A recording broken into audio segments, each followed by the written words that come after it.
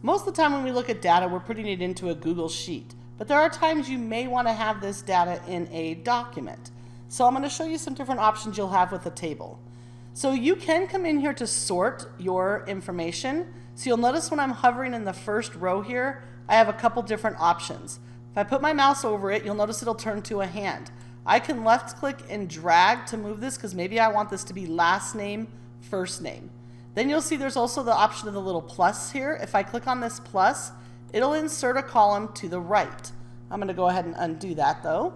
Remember, you also can just right click and insert and delete columns and rows this way as well.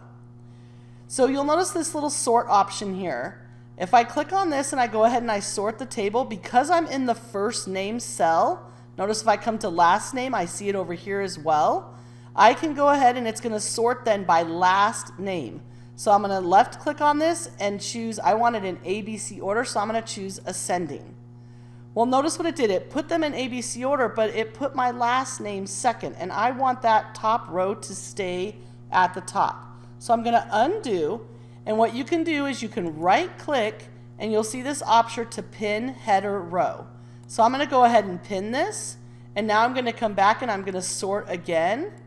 And notice this time now it kept that header at the top. There might be times that you have two rows, so I'm going to insert a row above here, and I'm going to highlight this first row, right click, and I'm going to merge these cells, and I'm just going to call this student scores, and I'm even going to come up here to the little paint bucket, change this color. So now I want to make sure both of these first two rows are pinned. So I have several options. I can right click here and just say pin header row. Notice if I right click here, this one is still pinned as well. I also could have come in and just, let's unpin this one. So if I sorted right now, it would take this out of order. So I can say I want to pin header up to this row, and that will pin both rows. You also can right click and go to your table properties, and notice in the row option, here you can choose how many rows you want to pin. Notice if you go to columns, unfortunately you cannot pin columns in documents, only in Google Sheets. Now let's look at a couple other options. I can come into grade. Notice I don't see the sort here because I have to come up, make sure I'm in this column. If I come over here, it's going to choose it by scores. And then I can go ahead and sort ascending, and it now put them in 6th, 7th, 8th grade order. Another thing you might want to do is maybe I want to add some information to some of these scores, but just this one here that's a 98. I can right click here and choose to split this cell, and I'm going to split it into two columns.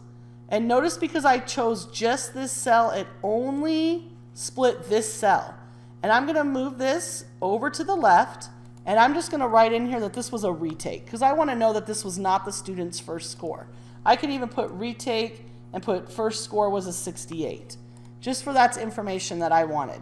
So those are some of the options you have for sorting some data in a Google document table.